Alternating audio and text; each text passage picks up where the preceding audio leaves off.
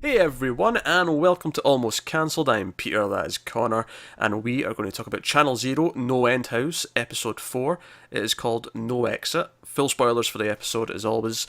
So, it's funny because we were theorising a lot last week about do they get out the house before the end of the season, and then do we do something outside the house? Yeah, I was saying it kept surprising me with how quick it was moving these things, and I And feel like yes, because there was two things basically. There was like, well, they get out the house before the end, and then they did it in this episode, the very next one, and that's happened almost every week. We've said, well, they do this over the season, and then the very next episode, they've just done it.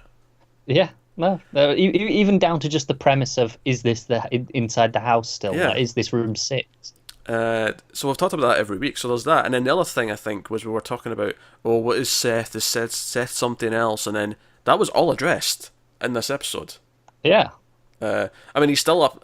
He's still in play. Like he's not done, but like all that revelation of who is he? Why is he here? Like it seems he's just a regular person who likes the house. He doesn't want to leave. He's become kind of an agent of it almost. He recruits seemingly. yeah, So that's fascinating. I mean, I think the one thing we don't really know about inside the house right yet is the cage, the people in the cage in the street. yeah, and also just how does he survive? Like he mentions, oh, he's found a way, but Hmm. why does the house not feed on his memories? Why does it leave him alone? Because he recruits for it. Well, sure, but it had to get to that point. He had to Oh, have sure. come in voluntarily, and he found a way to resist. Yeah, maybe.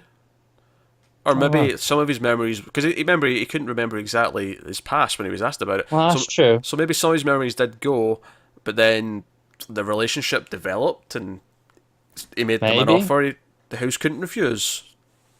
Could be. But he likes it for whatever reason. Maybe life was never that good to him, and this fake world is actually a lot more pleasant for him. So maybe Hmm. that's his thing. Uh, I do think if I'm going to be critical though, and I kind of want to be a little bit critical, just in the sense of comparing it to the previous episodes, I do think this one was a little bit less exciting for the first like half of it. I Yeah, think it's very much, let's get to this point. Let's do this. yeah, and honestly, them walking about in a field and then sitting by the campfire wasn't that riveting on It's its like there's own. there's moments in those Hmm.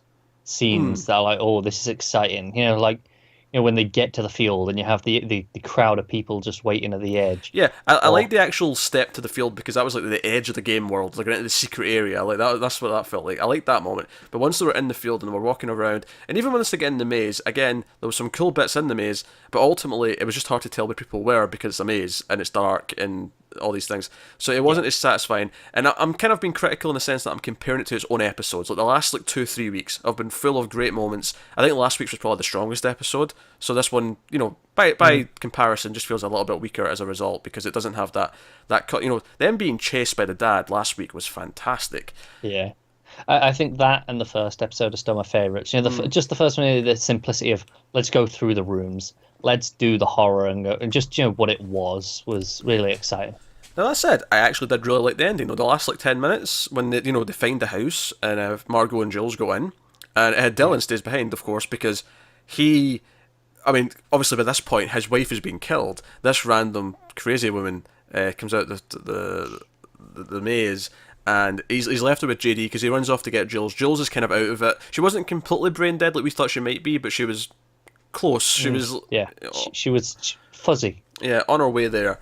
But he goes off to get her, and he ties the wife to JD, and JD gets knocked out. Fake JD, as I suppose we should call him, because he's not the real Fake D. JD. Fake D. There you go. And like JD just kind of starts to wake up, and you just see this crazy woman's got her thumbs in It's a what's great it, image. Lacey's eyes. That's the wife's name. Her thumbs are just in her eyes, and it's just this horrific thing. Especially since he said to JD as he went, "If anything happens to her, I'll kill you." And I'm like, "Oh well, that didn't take long. Yeah, Something happened to her." and yeah, and he stuck to his word. He did, but he finds out. He realizes first though because he sees his arm. He realizes that he's not a real person, Yeah. and JD kind of admits to everyone that he isn't real. But he also, Well, no. He says he is created by the house, but he feels real. oh sure, but he's admitting he's not the JD And Yeah. and he doesn't say it, but because of what was just said to him, because of what Seth says as well in the scene, it's actually almost kind of an admission of killing the real one, because that's what It one of is, the other yeah. ones said, and then he said, I'm pretty real, and it's like, well, you didn't deny the other part, so you did kill the real JD. Yeah. So that all that comes out, and that's a big thing here, and so it builds up a little bit where Seth sort of knows what's going on, and he's like, "Oh, this is what happens when," because they find like a body that's rotten in the. This is what happens to these creations when they run out of memories to feed on, or the Yeah. subject dies. Because it mentions that they can only feed on their own Yeah, subjects, which is what we'd kind of figured anyway. yeah. So it's kind of weird. It's like, because I feel like they're still agents of the house, like, or they're part of the house, but they're created when a new person comes in. Like, Yeah. it's like a custom feeder is built to take on this person, but then once the source has been depleted, the feeder withers and dies. Yeah. As best I can Yeah. describe it. So Dylan doesn't want to go. Dylan, like, he gets them to the house. He gets the two girls to the house, and he's like, "I'm not going. I'm burning this to the ground." He wants to go on a rampage. Which was nice because he just burned down JD. He did. That was actually that was when things really picked up. Was when he set JD on fire. Yeah, it was interesting when he stabbed him, but then when he set him on fire, that's when you pay attention. Well, it was funny because the rest of the people were kind of horrified, but he'd already admitted to basically killing the real JD, and of course Seth kind of admitted that he wasn't exactly what he meant he was, because he actually has feelings for Margot, so he kind of opens up to a lot of it, but he just kind of. He just he's like, yeah, I'm like, but you were at the party. You brought us here. You brought us here. Like, just that moment of realization. But even there, like, they're watching this, like, yeah, okay. As much as I'm like agreeing that this JD's the fake one, I'm a little uncomfortable with watching him being burned alive. Just Yeah, it a bit still extreme. looks like JD and it sounds like JD, and he's burning. It's well shot. I think there's a few moments in here that I really. The other moment I liked actually is it was when they just went into the field. It goes back to that really wide shot of the people watching, and you just see the. I mean, you know right away it's the dad, but you can't really tell visually. But it's like you just see him walking like up behind the crowd, and it's just this big wide shot. I love that shot, and I was really intrigued at that point because I was wondering, are they standing on the edge there because they can't pass this line? Yeah. And then he just walks through, and it's like, oh, they can. Yeah, because I think those people who were watching those were the fake people who filled the world up. Because one of them mentioned that earlier on. I think Dylan was saying, "Oh yeah, they're not real. It just populates with these people." Yeah. But obviously, he eventually gets to them in the maze, and he actually lets them go. It's almost like he wants to feed. He's like, just give me a little something, give me a little memory that you can do without, just so I can satisfy my needs. But he actually lets them go, which almost seems like, despite the fact that he's fake, there is actually like some of the real like emotions and memories in there. Yeah, he even mentions it's like, "Look, I'm just out of your head. I don't want to hurt you. I'm what you thought of me." So it's this thing that he doesn't actually want to hurt them. He just wants to eat. However, as much as this seems like a noble little moment, where it goes later makes you think maybe he had other things in his mind. Like, could he go into the real world, which is actually where we end the episode. That's the big cliffhanger, is him coming into the real world, which begs a lot of questions. Can he survive out here? Can he still take her memories? Like, all these things. Like, what are the rules now? Is there rules? Like, It's a good question, isn't it? But of course, I don't know because he can't just create memories out here. One assumes. oh sure, yeah. But so, how does he? What's his aim? How does he plan to survive? Is he just trying to bring them back so that his food source is back there? I don't think so. If I was to guess, That doesn't make sense because he could have just stopped them in the maze. If I was to guess what his motivation is, I think he wants to be the real dad, so he wants to be in the real world with them, with Margot. Okay. I'm looking forward to the mother seeing him. That should be a hit. and we questioned last week, obviously with JD trying to get out. We questioned, can they survive out there? Do they become normal? Like, what goes on with them? Does he need to eat memories now that he's out in the real world? Has something changed? And it's like, no, he's kind of alive again. This version of him. We see him. He's starting to get sick from the hunger. If I was to guess, I think he can't survive. I think his time's going to be limited. I think he's going to be on a ticking clock the whole time. Well, funny you mention that because there's a strong ticking clock motif in the music throughout the episode. So that feels very intentional. Yeah, I feel like that's where it's going to go with him. But I think it's very interesting that we have 2 episodes. Now, I think we'll still see inside the house a bit, because we'll still see Dylan maybe doing his thing, and, like, you know, what his Yeah, but plan this is. this moment feels like that typically would have been the one before the end. Oh, sure, yeah, yeah.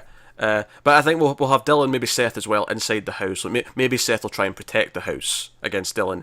And then on the Mm. outside here, we'll have the main plot with him coming after the girls, and what does that, cause? Do the girls have to go back in the house for some reason to get rid of him? Like, It feels like that might be the case. Final showdown sort of thing. Got to face their fears and confront it in that world. because arguably, did they actually go through room 6 this second time? Because they go from room 5 to directly outside again. Have they technically not actually went through room 6 yet? Is this still the? Are they back in the house? Is that what you No, mean? I don't know. I don't think they are, but, like, in the sense that the idea Oh, they you get think to. there's an actual exit in room 6 somewhere else Yeah, where if they get through it? because they got to room 5 and they just went straight out to the outside again, and I was thinking, like, maybe there is actually still a room 6 that they have to make the choice to go in. Okay. Because Be they didn't interested to here. see what if that is the case, which makes perfect sense. What drives them? What's different that drives them to go? No, we need to go and face room 6. 'Cause I think ultimately it's about Margot especially having to accept what's happened. Definitely, yeah. Um, That's uh, definitely the overall theme of this. is room 6 actually talking to her real father and, like, having that confrontation? I don't know if the house can even do that, but Maybe I think room 6. Maybe it's about even if not, it's not the real father. Just about acceptance, like I said, and coming to terms with what's happened through room 6. However that happens, maybe room 6. You can't just escape like this. You have to accept to move through. one of the things I was thinking actually is because they go back in the house and they have to go through the rooms again to get outside. And the first room, it's a kind of like an evolution to the previous version of room 1, where instead of just the white moulded faces, it's actually they're coloured, they've got hair, but they're still ripped open. You can see these hands, like, one's like pushing the head up from the bottom, the other one's pulling the other head up from the top. You've got that. Then room 2, it's like this it's almost like the goo that forms the duplicate memories Yeah. starts, like, spreading throughout the room, which is also interesting that, like, in the middle of the episode, Jules is on touching the big bubble again, and it's actually creating her memory of Margot, and Margot sees herself coming out of the goo, and she pulls her away, and it reverses the process. But it's almost like, had that went through, she'd have no idea who Margot was because she was being taken. Yeah, and I think with Jules it's a little different because she's forming the memories rather than an outside entity. Is it a conscious choice? Was she choosing to forget Margot because of the guilt? Maybe, I I mean, mean, I don't know. yeah. I mean, is it just the idea of creating something that's acceptable to? So maybe, I don't know, maybe this image of this egg with people in it, maybe that actually is connected to something from her past rather than, and that's Yeah, why it's Margot's dad who it's like, what will they trust or be entranced by to actually let them be touched, kind of thing. no, that makes sense.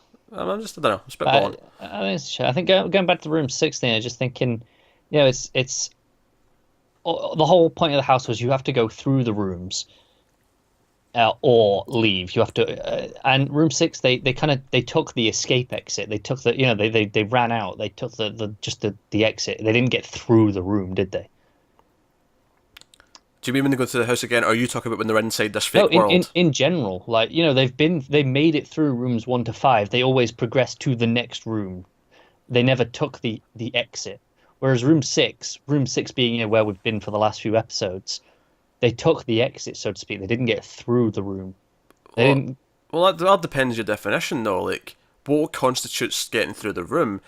Like, it's still a Yeah. door. Is No, getting to it getting is. to the house and getting out? Is that going through the room, or is that escaping? No, that's fair. It feels more like an escape to me, especially with this much of the season left. Yeah, maybe. It feels like they didn't accomplish getting through the room to me. But I think the problem at this point, though, is that there's nothing in that fake world that feels winnable. It feels like they're just going to be there until their memories are stolen. No, it does, which is, but I feel like okay, they've got to go back for some reason.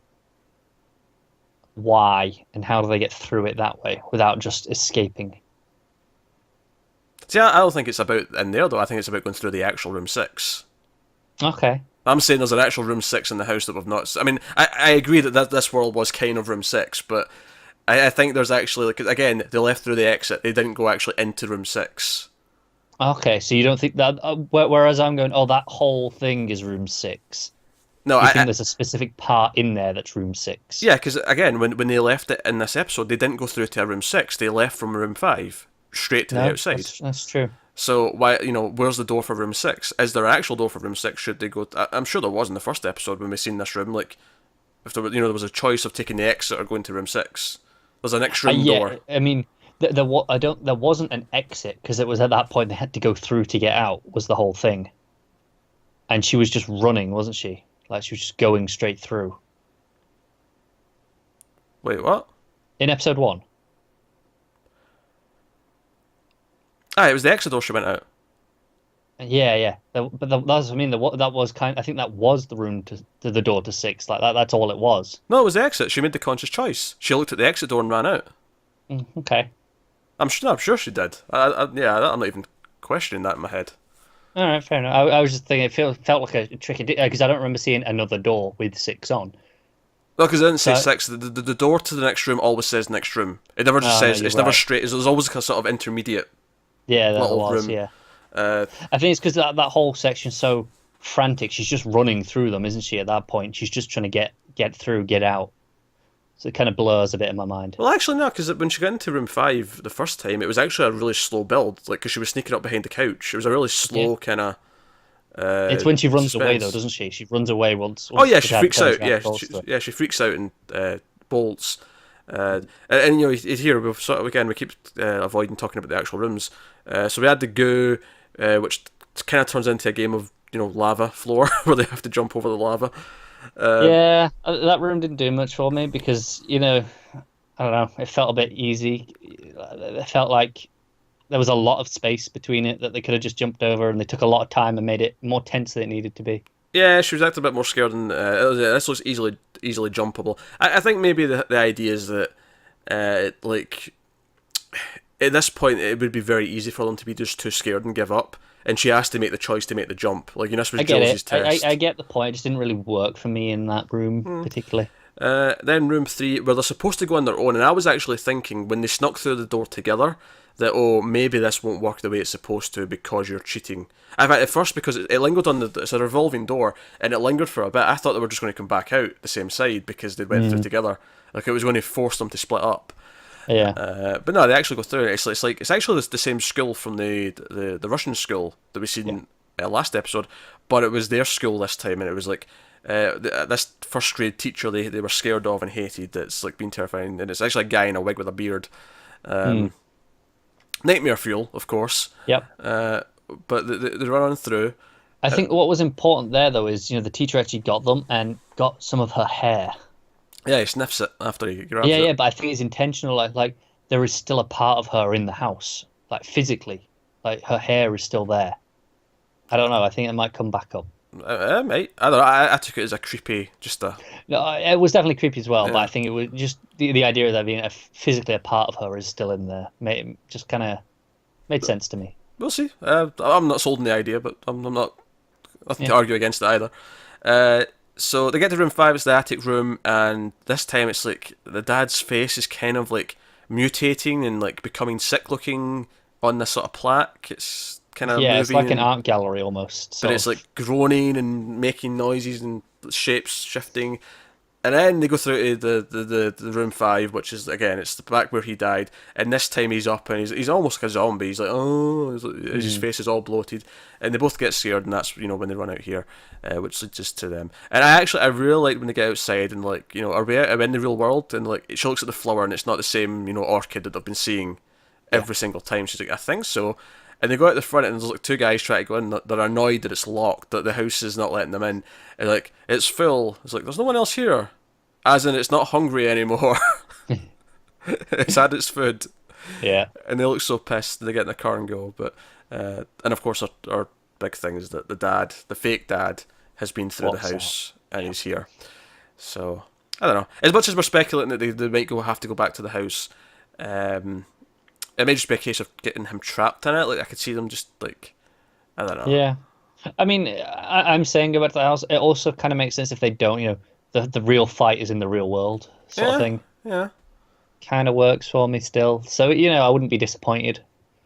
Unless, look, unless like if she still doesn't remember her mum, like if the memories are still gone, and I don't know if they are, because Jules certainly, I feel like she's lost a lot if if the memories are still gone. Right, that's it. But that was the whole thing. The hope was if they get outside, the Yeah, memories will come back. but It'd be interesting to see. yeah, we don't actually know yet. But I'm just wondering if they're still gone. Like, do they think of a way that if they could go back, they can get them back somehow? Is there a way to Oh my retrieve God. them?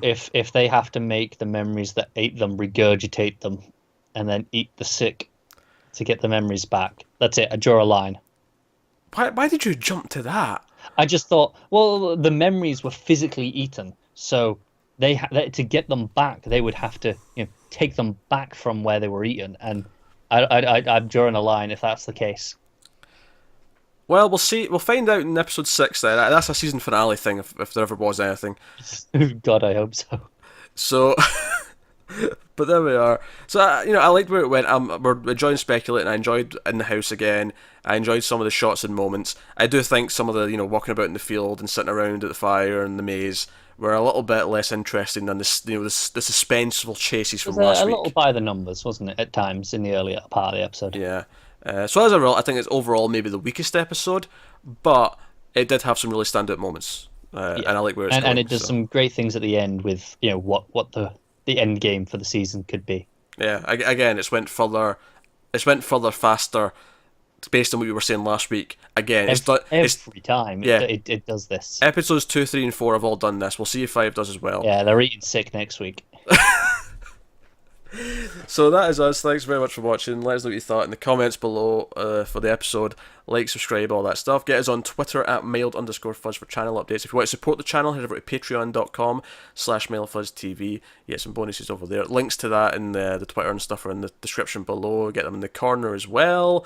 But that is us. So thank you once again. Keep watching TV. Have you got any vanilla?